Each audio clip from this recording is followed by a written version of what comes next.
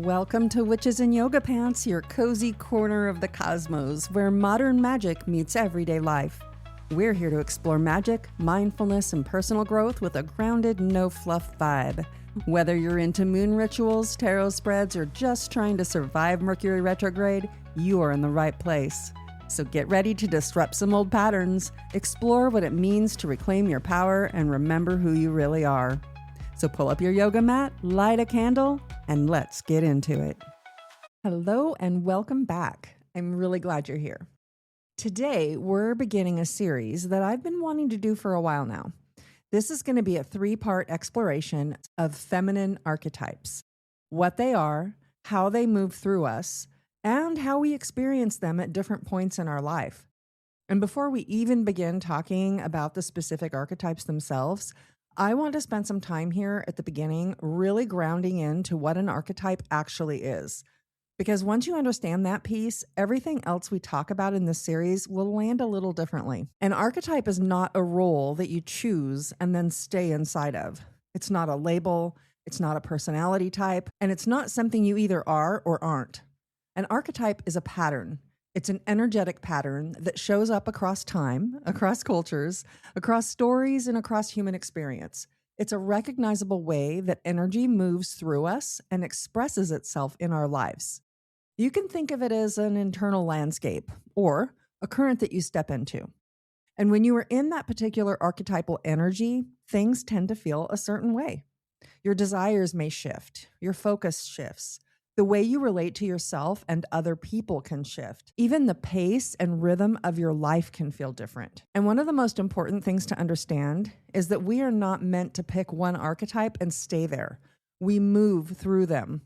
Sometimes we move through them slowly over the course of years. Sometimes we move through them quickly in response to something happening in our lives. And often we're holding more than one at the same time. You might be in one archetype in your work, another in your relationships, and another in your inner world. You might feel yourself stepping into something new while also grieving something that you're leaving behind. You might recognize that you've spent a long time in one expression, and now something in you is asking to shift. This is not linear. It's cyclical and layered, and it's deeply personal. And something else that feels important to say here is that every archetype has a range of expression. When an archetype is embodied in a way that feels aligned and supported, it tends to feel grounded, steady, and life-giving. And when it's shaped by conditioning, survival patterns, or old wounds, it can show up in ways that feel more reactive, more strained, and even more extreme. So, as we move through these today, I'm not asking you to figure out which one you are. I'm inviting you to notice where you recognize yourself, where something feels like maybe where you've been, or where you are right now, or even where you're being pulled next. We're going to start today with 4 archetypes that are often easy to recognize: the maiden, the lover, the mother, and the queen. And again, these are not tied to any age. They're tied to energy. Let's begin with the maiden. The maiden is the energy of beginnings. This is a part of us that's standing at the edge of something new. There's a sense of openness here, curiosity, possibility, and often a mix of excitement and uncertainty. You might notice maiden energy when you're starting something for the first time.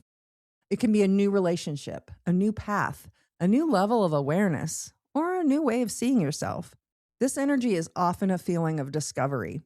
Things aren't fully formed yet, and you might not have all the answers, and you're probably learning as you go. And there can be something really alive about this space. There's hope here, there's movement, and there's a willingness to step forward, even without knowing exactly how it's all going to unfold. You might also notice that this energy can feel a little tender, because when we're in the beginning of something new, we haven't built the experience or the confidence yet, there can be moments of self-doubt or looking outside of ourselves for reassurance. In its more supported expression, the maiden is open, curious, and willing to explore. In a more strained expression, she might lean into seeking approval, over-trusting, or ignoring her own instincts in order to feel safe. But at its core, the maiden is about allowing yourself to begin. From there, we move into the lover. The lover is the energy of connection. This is where we begin to feel more deeply, to open, to connect, not just to other people, but to life itself. This archetype holds sensuality, desire, beauty, intimacy, creativity, and emotional depth. And it's not just limited to romantic love. You might feel the lover when you reconnect with your own body, when you begin to feel again after a period of numbness, when you notice beauty in small things, when you allow yourself to experience pleasure without needing to justify it. There's a softness here, but there's also an intensity. The lover feels. She lets things matter. And because of that, this energy can feel incredibly alive, but also vulnerable. In a more grounded expression, the lover is present, connected, and open without losing herself.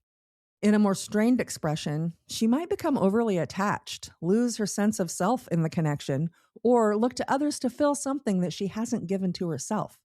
But at its core, the lover is about allowing yourself to be touched by life. Next, we move to the mother. The mother is the energy of nourishment. It's where we begin to tend, to hold, to support, and to sustain. And again, this is not just about having children. You might be in mother energy when you're caring for someone else, but also when you are building something, supporting a community, holding space for others, or learning how to care for yourself in a deeper way. There's a steadiness here. It's a willingness to show up consistently, to provide, and to nurture what is growing. The mother creates safety. She creates continuity. And there's something incredibly powerful about that. But this is also an archetype that many people have been conditioned in ways that are not always supportive. Because in its more strained expression, the mother can become overextended, overgiving, constantly pouring into others without receiving or replenishing. She may feel responsible for everything. She may struggle to set boundaries, and she might tie her worth to what she provides. In a more balanced expression, the mother gives from a place that is rooted. And guess what? She includes herself in the care that she offers. At its core, the mother is about tending to life, including your own. Then we come into the queen. The queen is the energy of sovereignty. This is where we begin to step into self-responsibility, self-respect, and clear discernment. The queen knows what belongs in her life and what does not. There's less confusion here, less seeking, less negotiating with things that are not aligned. You might notice this energy when you begin setting stronger boundaries, when you start making decisions that are rooted in self-trust rather than external approval. When you take ownership of your life in a deeper way. The queen holds structure. She holds clarity. She holds leadership, whether that's in your external world or simply how you lead yourself. And this energy often comes online after we've moved through other experiences, after we've learned and felt and given and maybe even overextended ourselves. In a more grounded expression, the queen is steady, clear, and self-honoring. In a strained expression, she may become rigid, overly controlling, or emotionally guarded. But at its core, the queen is about choosing yourself with clarity and integrity. As you listen to these, you may recognize pieces of yourself in all of them, and you may notice where you've been, where you are, and sometimes where you're beginning to shift. And that's really the purpose of this. It's not to define yourself, but to better understand yourself.